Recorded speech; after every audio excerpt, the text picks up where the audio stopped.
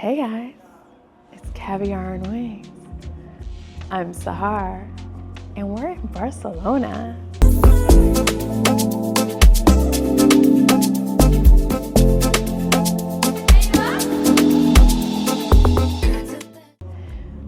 This is all part of the Caviar and Wings Summer Euro Tour. We hope you are enjoying this amazing summer tour. And let me tell you how I ended up in Barcelona and why. All right, so I was in Paris and I have 3 nights, 4 days to kill between Paris and the next destination that I had penciled into my itinerary. So with that said, I'm like, okay, so what are all my options? I had Bordeaux on my list, which is about a 2-hour train ride outside of Paris, and super easy to get to, very food and wine country type of vibes, even though it's a city. But they have a lot of wineries and things of that nature, so I was gonna do a bunch of foodie tours and all the things, right? But there was a heat wave coming through in France, so I was like, maybe I need something close to the water since there's all this heat coming through. So San Sebastian was the other option. So San Sebastian is technically in Spain. It's just over the France border. And it's a 6-hour train ride from Paris. You have to change trains once. But it's almost the same difference as catching a flight, because if you catch a flight, when you're in Paris city center and you're going to the airport, it takes about an hour to get to the airport. You have a 1 hour and change flight. And then once you land, the airport that had the direct flights into San Sebastian was still another hour from my potential hotel. So I ultimately decided not to do San Sebastian because it is a very popular coastal city destination in the summertime for vacationers and all those things. And for that reason, a lot of the hotels that I would have normally have picked were sold out. So the options were super limited, but I did have other things on my list to consider. So there was Ibiza, and there was this notion of oh, hey, why not go to Barcelona? And then maybe I could still bounce over to Ibiza. I wanted to come to Barcelona because I had some friends here, and then 2, the hotels, oh my God, I was getting the biggest bang for my buck. Now, keep in mind, I'm booking the day of, right? So if I had done something in advance, I'm sure it would have been a lot more reasonable. Why I love Barcelona. Barcelona, there is a beach. It's not necessarily what I would recommend if you're looking for a beachy vacation, but if you can only choose one destination and you want the best of both worlds, some city life and all the things, but still have a beach, it's perfect. The hotels that are on the beach are SLS and the W. The SLS is brand new, and the W has been around for a while, but still a great hotel. The only thing about being on the beach is that you're a little ways away from the city. You're about a solid 25 minutes out the way, but it's not terrible. The SLS was actually significantly cheaper than the W. W was at about 600 euros a night, but again, I'm booking day of. The other options were, I looked at Nobu. It looked very vibey and it was very cute. Then there was the option of the Edition Hotel, but one of the nights I needed, they didn't have available. The Edition Hotel is in a great location and they have everything you could expect with an Edition Hotel. It smelled great, the pool was on the rooftop, again, a plunge-ish type pool, and don't think you're swimming a whole bunch of laps and so forth, but enough to cool you off on a hot day. The views are really cute, and if you're not even staying at the Edition, I would recommend going up to the rooftop and having drinks. It is open to the public, it's super cute, just a cute little vibe that you can catch while you're out there. Then there's the Majestic Hotel, which is where I stayed last time I was here. It is city center as well, on the main drag where all the designer stores are, right next to Chanel. So if shopping is top on your list and you want to be right there where all of that is and you could just stumble downstairs into it, the Majestic Hotel is for you. it is, it's a nice hotel. It's a 5-star hotel and all the things. It was completely sold out, but it is a good hotel. It's a little bit more old school as far as the appointments and stuff, like the furniture and whatnot, but still great service. We covered the W, we covered the SLS, we covered the Edition Hotel, the Nobu Hotel, the Majestic Hotel, and ultimately, I chose the Grand Hyatt. So I don't stay at Hyatts that often, and here I am. It was like 10 minutes from a lot of things, and being that I was solo, it was important for me to be somewhere where it's easy for me to get around and I don't have to drive a long way or take a taxi a long way just to get to where I wanted to go. So I'm glad I picked it here. I love the room, very well done. The light switches and everything were super easy to use. Sometimes when you're in these rooms, they have so many contraptions on the light switches and so forth. It's just keep it simple. And that's what they did. And even their showers were push to start, which I actually absolutely love. But again, really nice hotel. The service was amazing. It was very clean. Anytime I needed something and called down for it, they were very quick with bringing it up. My rate came with club room access, so that meant that every morning until 10:30, it's a full brunch buffet. In the 4 days I was here, only got to try it once. Late nights, early mornings don't really go well together. So, but it was good the one time I did try it. So I highly recommend.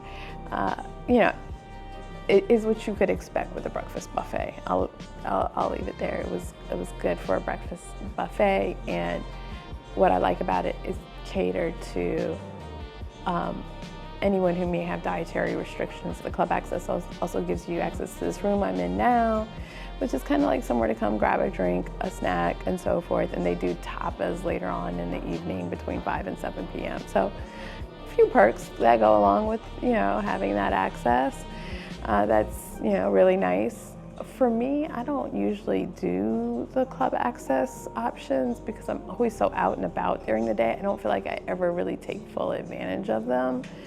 But for some others, it might be a thing. I definitely do think if you're able to fit it in the schedule and use it and so forth, it's definitely worth it. So I did enjoy staying here. I would recommend. I would definitely recommend. It is a little bit of a drive. You're at least 10 minutes from a lot of things, so everything is about getting in a car, but the hotel is worth it. The pool, again, more like a plunge pool than it is like a real big pool. You've got to get there early. I do think that for the hotels, and it's not just the Grand Hyatt, I've seen it consistently throughout all the hotels that are in city center or near city center, that it's tight spaces and their pools tend to be a little bit smaller. So you've got to get down there early to get a pool chair. I went down at 11 a.m. and all the chairs were gone.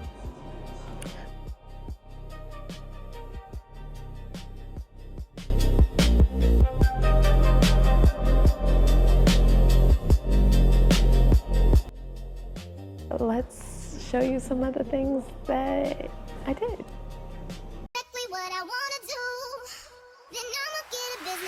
You could bet that, never gotta sweat that.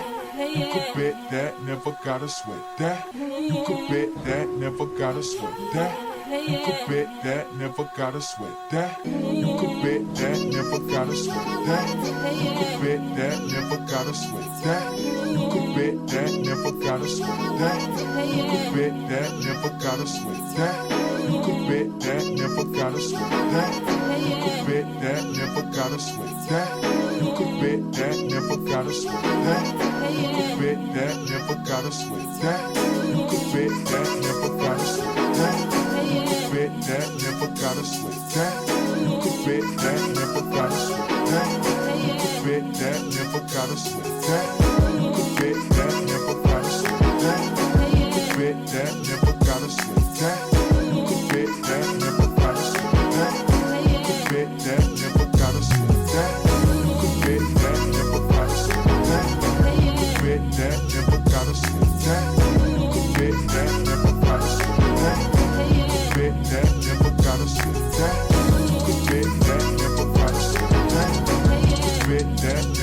gotta sweat that. You could bet that, never gotta sweat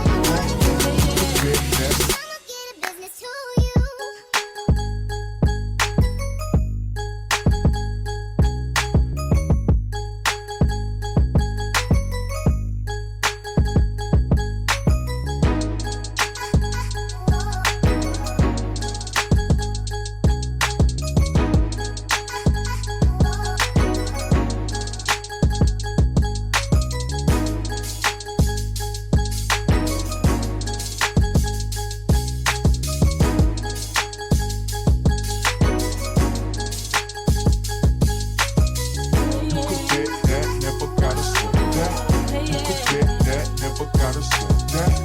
You could bet that.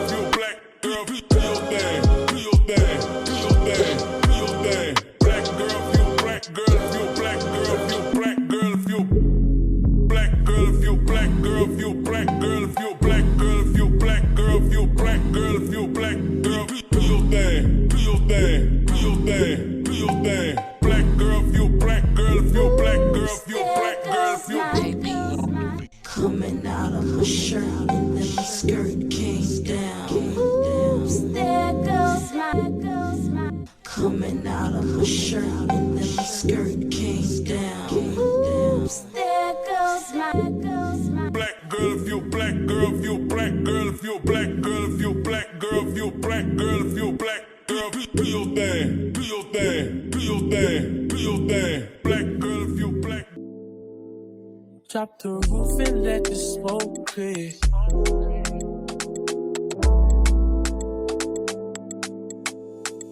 Drop the roof and let the smoke clear. I got diamonds moving to the slides in both gears. Dice rolling on the Las Vegas strip tonight. Slip that on and we might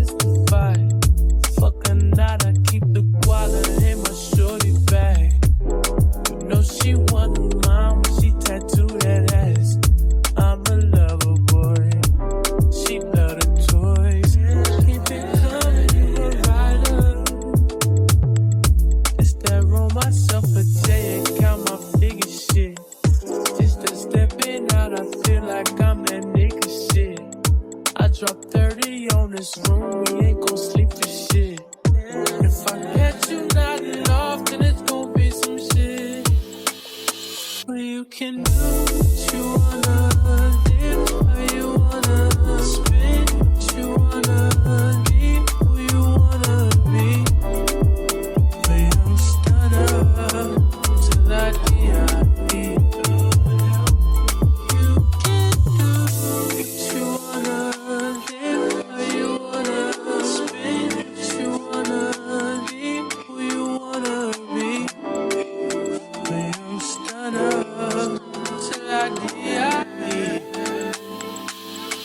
Fuck it, I just run it up before I go. Would you tell the world my secrets if I let you close? In my head, you send an accent. These days, no quick my age. Niggas be blasting. Living in the middle, this shit might drive you mad. Feeling pretty mixed up, but this life shit ain't all bad. Blood and murder, second chances. Fuck. Well, you can do what you wanna, live how you wanna, spin what you wanna, be who you wanna be. But you don't stutter till I D.I.E. You can do what you wanna, live how you wanna, spin what you wanna, be who you wanna be. But you don't stutter till I D.I.E.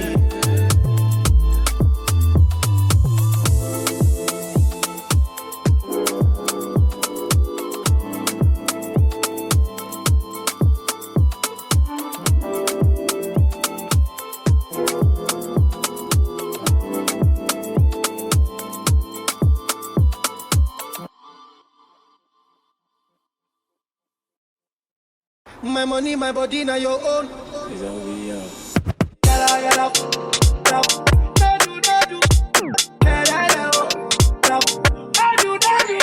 I love you. My money, my body, now your own. Oh, baby. 30 billion for the account, oh. Hey, Versace and Gucci for your body, oh, baby.